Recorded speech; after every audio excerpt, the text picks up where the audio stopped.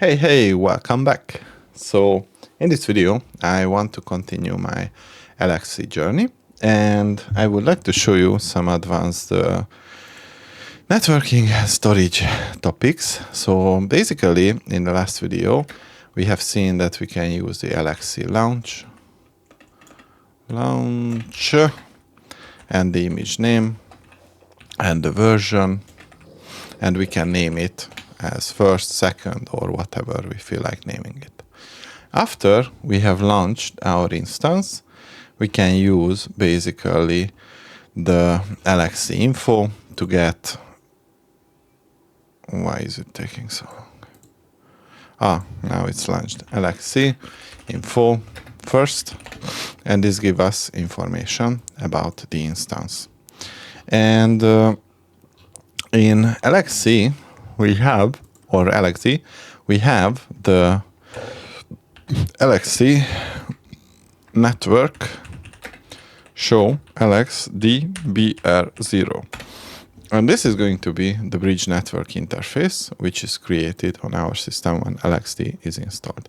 And this is going to be the IP address pool from which the instances get their addresses.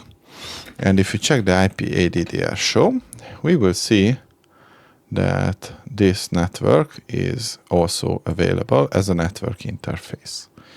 And if we want, we can create a new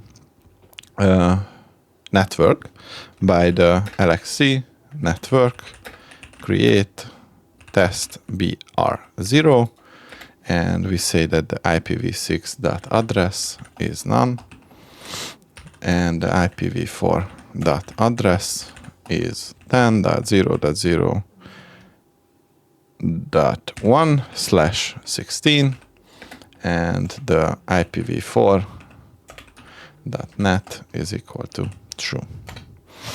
Create. And technically, this is going to create the network, and we can use the LXD network ls to list out the network. And this is going to be our network. It's going to communicate over IPv4 because IPv6 was not created.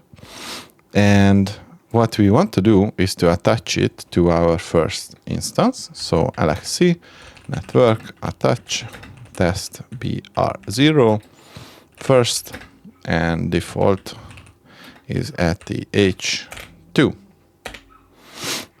Now, if we use the LXD exec first, sh, we are inside our instance. And if we use the IP ADDR show, we can see that the ETH2 network interface was attached, and we can use the udhcpc-i ETH2 command to udhcpc-i ETH2. Not found. udhcpc not found. So apt install, and we can use the udhcpc. It has not. Apt update. Now we update the repositories. Maybe that was the problem. And if this is not working, then we can use the DH client. No. Apt install udhcpc. That's going to work. And now we can use the udhcpc-i ETH2. No such device. ADDR show. And we have the... But we have it EHT. So udhcpc-i ETH2. And there we go. Now we have an IP address on our second network interface. And this IP address is from the pool that we have used. And we can install the Open SSH server. And we can use the user add demo user pass wd demo, demo, demo, and then if we exit out of the container and use the SSH demo we can connect to the server. And currently it's public key, but now we don't really care. Basically, the SSH was set up. And now we would like to talk about advanced storage configuration. So if we use the LXC storage ls, we can see that the default storage pool is located under this directory, and this is the one which is used by our instance. And we can use basically the LXC storage create command.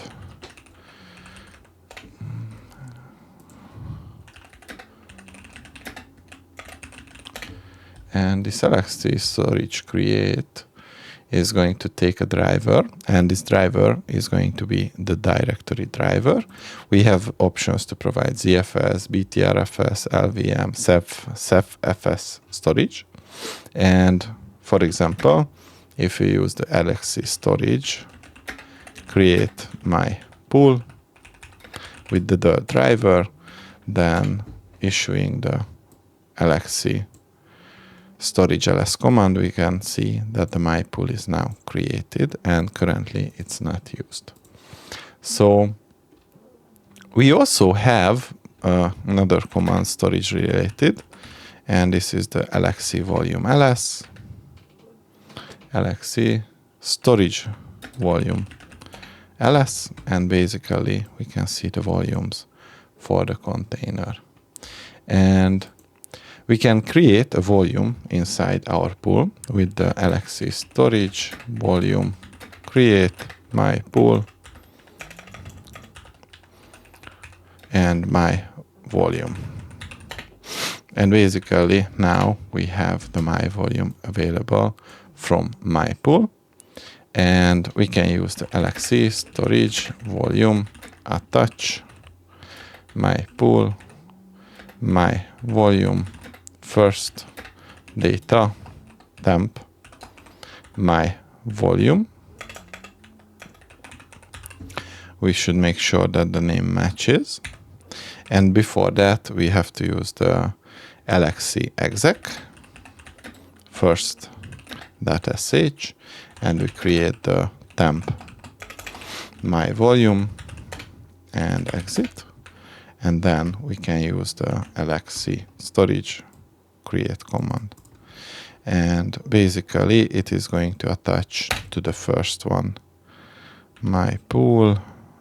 It is missing a dash, but apart from that the my volume now is mounted, and we can use the tree command to verify the content. So if I go back with the LXC exec and use touch on the temp my volume demo.txt and exit out, I can use the tree with the location of the my pool, and the tree is not found, so apt install tree,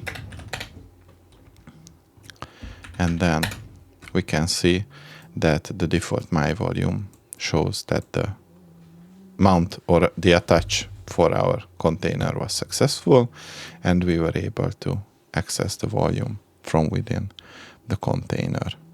And if we want, we can also launch images, and this image is going to have the Alpine /3.21/AMD64 and second, and my pool is going to be the storage remote image is. And after that, if we use the LXC attach second LXC exec, sorry,